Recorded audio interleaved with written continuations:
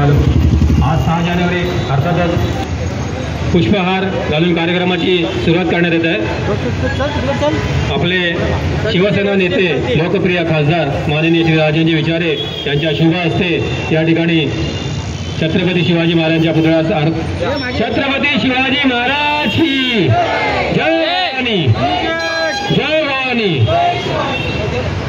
यानंतर आपले नरेश मणेरा साहेब तसेच प्रदीप शिंदे साहेब यांच्या हस्ते सुद्धा या ठिकाणी दीप प्रज्वलन करण्यात येत आहे। आपल्या सर्व शिवसेनेचे पदाधिकारी यांच्या हस्ते या ठिकाणी दीप प्रज्वलन करण्यात येणार।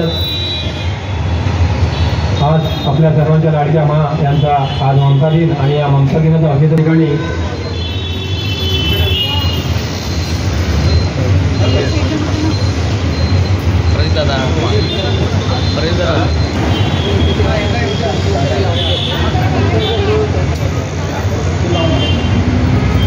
अमर रहे, अमर रहे, अमर रहे।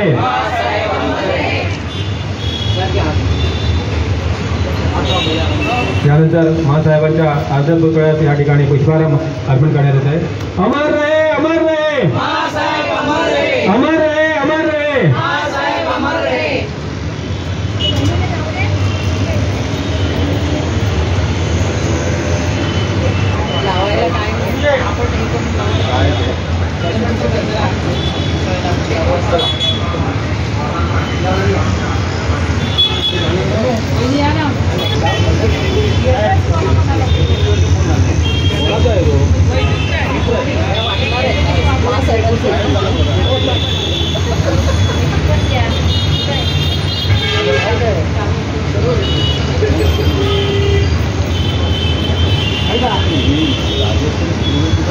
सरकारला वेळ कुठे आहे? सरकार फक्त पाडापाडीमध्ये व्यस्त आहे, कळलं की नाही? ह्याचा फोड त्याचा फोड, या राष्ट्रवादी फोड शिवसेना फोड ह्याच्यामध्ये मस्त आहे, त्यांना बाकी काही पडलेलं नाही। त्यामुळे मला वाटतं सरकारने आज खऱ्या अर्थानं त्यांना घरी बसवण्याची वेळ आलेली आहे। 93वी जयंती आणि त्यानिमित्त मनापासून अभिवादन करते त्यांना आणि आदरणीय अनंतरे साहेबांच्या मार्गदर्शनाखाली आज इतकी वर्ष आम्ही मासाहेबांचा ममता दिन स्मृती दिन मोठा धूमधडाक्यात साजरा करतो। निष्ठावंत शिवसैनिक आहेत ते सगळे ह्या समारंभात सामील होतात। आम्हाला ज्याप्रमाणे बाळासाहेबांचे होतं त्याप्रमाणे मासाहेबांनी सगळ्या शिवसैनिकांवर मायेची सावली धरली होती आणि म्हणूनच त्या तमाम महाराष्ट्रांच्या सगळ्या शिवसैनिकांच्या मासाहेब झाल्या आणि त्यांना आज त्यांच्या जयंतीनिमित्त विनम्र अभिवादन करते। त्याचप्रमाणे दर्पणकार बाळशास्त्री जांभेकर यांच्या जयंतीनिमित्त त्यांना अभिवादन करते आणि सर्व माझ्या पत्रकार बंधूंना आणि भगिनींना पत्रकार दिनाच्या मनापासून हार्दिक शुभेच्छा देते।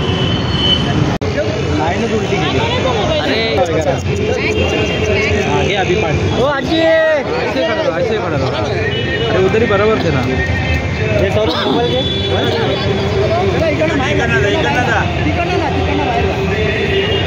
समोर या सर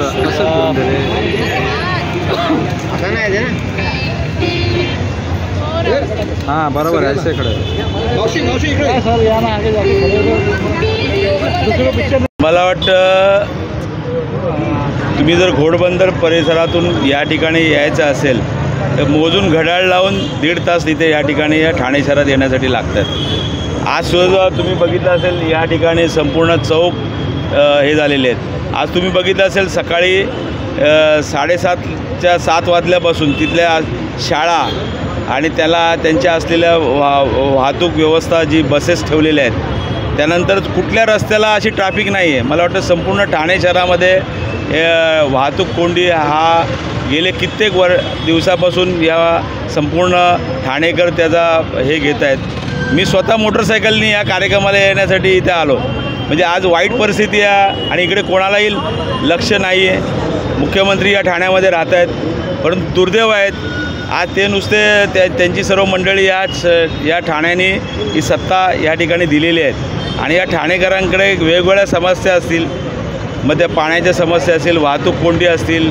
आज ज्या पद्धतीने वाहतूक कोंडी गेले 2-2.5 वर्ष ठाणेकर सहन करत आहेत कोपरी ब्रिज या ठिकाणी झालेला आहे, परंतु आज तोपर्यंत घोडबंदर परिसरातून जी काही वाहतूक कोंडी या ठिकाणी होत आहेत, मोठमोठी गृहसंकुलनं आहेत. घोडबंदरवरनं ठाणे शहरात यायचं असेल तर कमीत कमी 1.5 तास या ठिकाणी लागतो. मला वाटतं या संदर्भामध्ये आम्ही आयुक्तांनासुद्धा भेटणार आहोत. त्यानंतर ट्रॅफिकचे जे आहेत ते सर्व मंडळी, कोणतरी सुमित बाबा येतो आणि तो संबंध या शहराची वाहतूक कोंडी दूर करण्यापेक्षा वाहतूक कोंडी करण्याचं काम या माध्यमातून होत आहेत. ना तिथल्या आमच्या ट्रॅफिकच्या DCP असतील, तिथले कर्मचारी असतील, या लोकांना विश्वासात न घेता या ठिकाणी जे काय मार्ग त्या ठिकाणी सांगितले जातात आणि त्याच्यामुळेही वाहतूक कोंडी या ठिकाणी होते. आणि कुठेही या ठिकाणी तुम्ही बघितलं असेल, कुठलंही वाहतूक हे करण्यासाठी या ठिकाणी पोलीस यंत्रणासुद्धा ट्रॅफिकचे हे सुद्धा कमी आहेत. तर मला वाटतं या संदर्भात आलेले आयुक्त या संदर्भामध्ये लक्ष घालतील आणि या ठाणेकरांना या वाहतूक कोंडीतून मुक्त करतील. साहेब, घोडबंदरवर झपाट्याने वाढतं आहे, परंतु आता लोक तिकडचे जे राहणार आहेत ते लोक पण रूम विकतात कारण हे वाहतूक कोंडी होते. मला वाटतं आमचे पत्रकार मित्रसुद्धा त्या ठिकाणी राहतात घोडबंदर परिसरामध्ये, त्यांना खरी माहिती असेल. नागरिकांना तर आहेच, मी स्वतः त्यामधला एक आहे. आणि तुम्ही बघितलं असेल घोडबंदरवरनं इकडे जर यायचं असेल वेळेत माणूस पोचूच शकत नाही.